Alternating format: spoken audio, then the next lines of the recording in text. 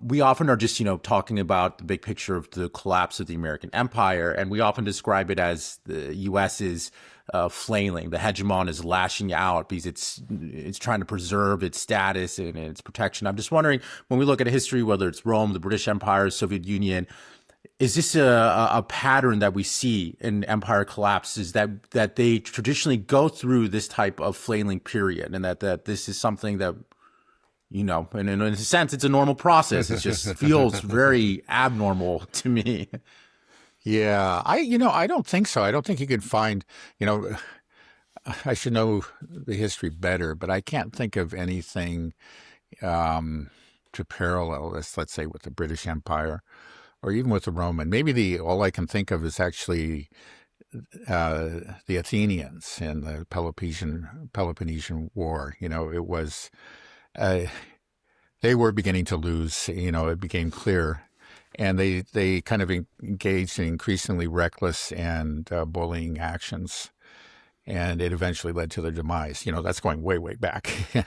2000, roughly 2,300 years ago. But I guess one thing that I was struck by, if we want to look at the larger picture in the historical context, I've been reading and coming to the end of this very, masterful biography of Stalin. And because it's a biography of Stalin, it's also history because he was so much a part of history. It's called Waiting for Hitler by Stephen Kotkin, and I highly recommend it. Anyway, I'm coming to the end of it, where the attack Operation Barbarossa by the Germans is just on the horizon, and the Russians, the Soviets are aware of this, and I've also just read about, of course, the famous non-aggression pact between the Soviet Union and Nazi Germany. That really marks the beginning of the Second World War. Now, in recent there's been a recent revisionist effort to reframe that. In general, it's been understood like, okay, it was the Nazis. They were the expansionists. They were the ones who really launched the war. But now there's an effort, because of this hatred of Russia, to assign equal blame to the Soviet Union. Like it was these two great totalitarian powers. They had something in common, and they decided to work together. And that's really, I think, a very false understanding of history. It was clear, actually, it had become clear through the 1930s that Hitler was a very dangerous man. Now, I don't want to, I know there are many, many differences between, the situation now and the 1930s. And I often, Hitler is overused as an example, but I think there is a parallel here that we can discuss and that is useful. He was very reckless, and he made these, and clearly had, let's say, an expansionist intent. He made these, he made these threats, and it began to alarm. His threats and claims on territory, that it began to alarm, the other powers of Europe. There's no question about it, and they reacted in different ways, but, the most famous, of course, is the British Neville Chamberlain.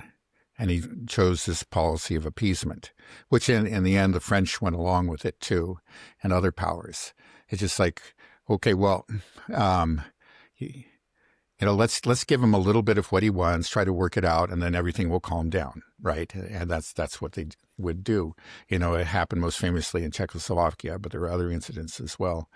And it happened again and again. And, Hitler would take what was offered to him, and then he would start to demand more, and he would break agreements. That became obvious. But there was a real reluctance on the part of, especially Neville Chamberlain, but other European leaders, to forcefully, to put their foot down and say, no, this is it. If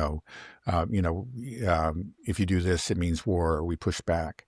And you can understand, I think Neville Chamberlain is given a bad rap because remember, this was only 20 years after the previous war that had resulted in the deaths of tens of millions.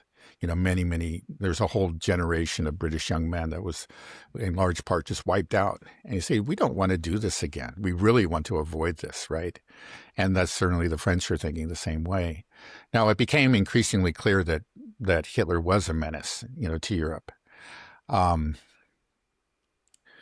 And so the Soviets were looking around trying to find somebody, hoping that they could actually make a pact with the French and the British against Hitler.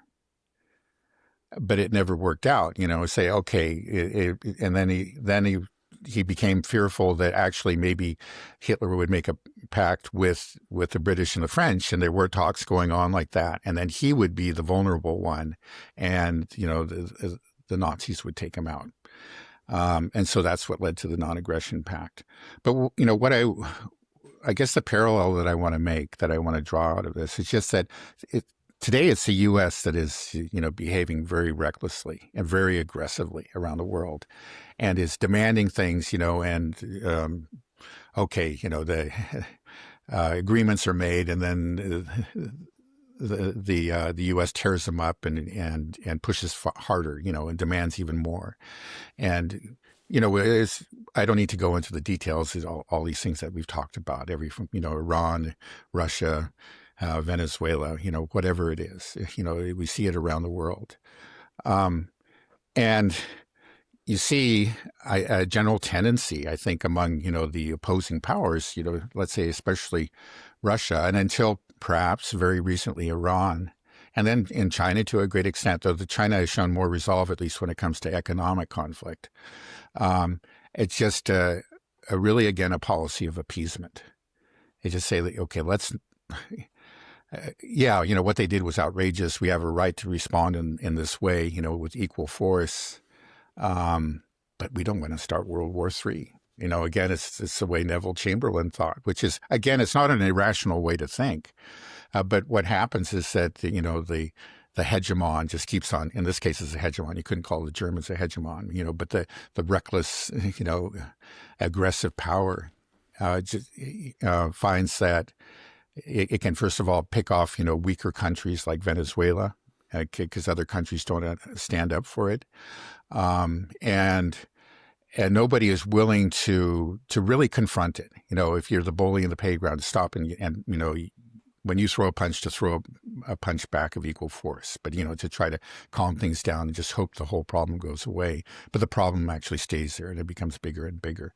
So I think there is something similar there. I'm thinking particularly of the Russians.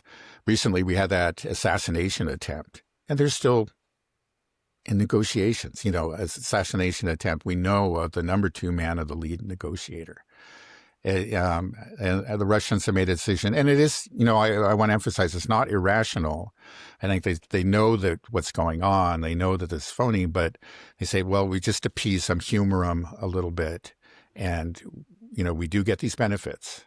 We get, maybe no escalation, a continued decrease in support for the Ukrainians. Those are tangible benefits that we've got from maintaining some kind of relationship with this bully. But at the same time, the bully seems to never learn, and it's always, now he's off the coast of Iran. And Iran, you say this is a story again. They tried appeasement again and again and again, and this is where they are. I think Iran is kind of like again, it's been sort of, I think I described them as really the pioneer of the multipolar world. They were the first ones to go out there, and maybe they're the pioneer again. You can use that term, or they're they're at the leading edge of it. They tried the appeasement and everything as far as they could, and now they have no choice. And so maybe the fight begins with them. But that's scary. Again, we're talking about there's always really a potential for World War III. And I think, again, that explains why both the Russians and the Chinese are treading so cautiously. Like, I'm surprised that the Chinese haven't responded forcefully, for example, to that tanker that was seized in the Indian Ocean. Apparently it was taking oil to China. But, they clearly are concerned. They have to be. They must be alarmed. But, nobody again wants to be responsible for starting a world war. So how are they going to deal with it? Well, we'll see. Maybe it's all going to play out in Iran. One thing is like the Chinese apparently have some very, very sophisticated reconnaissance, intelligence gathering ships there in the Arabian Sea, not far from the American fleet. And it's, why are they there? I'm sure they're, monitoring signals, and they're in a position to, immediately notify the Iranians if attack is underway. That's just one example. I hope, and it seems to be the case, that, this time, the Iranians themselves understand that this is existential and that they need help and that they are receiving help. And let's just hope, hope against hope. That, okay, this is something where the bully finally gets a bloody nose and maybe he stops bullying. We hope that. Many people, many historians have argued that that's what could have happened in Europe if at an earlier stage, like all the powers had got together and said no, because Germany was weaker, like in the mid-30s, and if there had been a united front, Hitler probably really would have backed down. He wasn't a man. He had this vision, of course, that we all know, but he understood power, and if they had demonstrated real resolve and united fronts against him, maybe the Second World War would never have happened. And I think again, there are more differences than similarities, but the parallels are there. There is a bully. There is a very aggressive and powerful country, that other countries, other great powers are just trying to appease, and I think without effect. Yeah, well, one of the big differences, though, is that Germany was on the rise at this time. It was kind of regaining its footing and building up its military and everything. The United States, I started this question by asking about what happens to these declining powers. Like the U.S. is in decline, but it's acting this way. I mean, it seems like the risks are, one, there is a rapid rise and also rapid decline. Think that's when hubris starts to build up on the when your country's doing well and it's kind of found a new sense, a new identity, kind of like the beginning of the Third Reich, and then for the United States, it's kind of the opposite. It's like, things aren't going good. We got to just make sure we do everything to preserve what we have. Yeah. No, that's right. That's an important difference. And I think it's not just that the U.S. is in decline, and I think much of its behavior can be explained in the way that you just explained it. But also, Hitler did have a vision. He wanted Lebensraum. He wanted to carve out this huge, expand the German Empire into Eastern Europe. And that was there in his writings, and people who were really paying attention, were aware of that. I think there was sort of a lot of wishful thinking among leaders. Is like, let's just talk. But there was, there really was that intention, that thought. He had a strategic vision, one thing that, and he was a very intelligent man. Trump, on the other hand, I don't think he has any strategic vision. It's just sort of like it's megalomania. It's kind of about, he's thinking about the golden statues raised to himself for doing incredible things. But, his incredible things are things that look good on TV.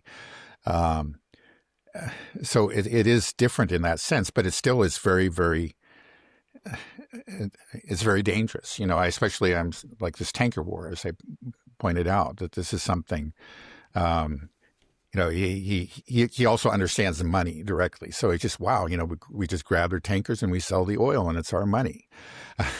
That's, that can, maybe the plan is not actually to, gain territory or, well, to some extent it is to subjugate other countries, because it is a bowling tack, and the countries are faced with a choice. Do we submit or do we fight back? And he'd like to see other countries submit, including the great powers, to acknowledge him as number one. Again, so there are very great differences there. I admit. Yeah, well, it sounds like this flailing, this lashing out that we use to describe the United States, it seems to be, other than you said, like the Peloponnesian, right, way back. then it sounds to be a uniquely self-destructive thing here in the United States. Then, why do you think? Yeah, I'm sure. Right now I just can't think of something similar. I just think of the decline of the Roman Empire. Um, there was a general retreat. I don't think there was actually sort of as it grew weaker, they drew back. They withdrew from Britain. They began to realize that they couldn't defend those distant borders. They didn't make a push into new regions as they grew weaker. That was certainly the case. And then, the British, they tried to hang on, but they didn't try to hang on to their empire that hard. They realized when they had lost the power to rule over it, they let go. The Dutch, they retired from power, you could say, very graciously. So I really can't see. There must be something. All I can think of is, I read Thucydides, the Peloponnesian Wars, and I remember seeing the parallels, some similarities in the way that the Athenians acted. They seemed like as they were actually their position, they were at their peak, but beginning to decline, and I think they began to sense that, and they began to act very, very recklessly and very, very aggressively. And that's the only parallel that I can see. Yeah, what's scary as well is just that this is the first time that we've had a hegemon with nuclear weapons and multiple nuclear weapons. So it's just when you have the ability to end the world, it just makes you think that that's your ultimate insurance card, right? No matter what, hey, we're always on top, or else, that's the one, I think, real different factor with the decline of this empire as opposed to other empires. If other empires had the ability to destroy the world, might have already done it. Yeah, no, it's true. It does. That's always there in the background.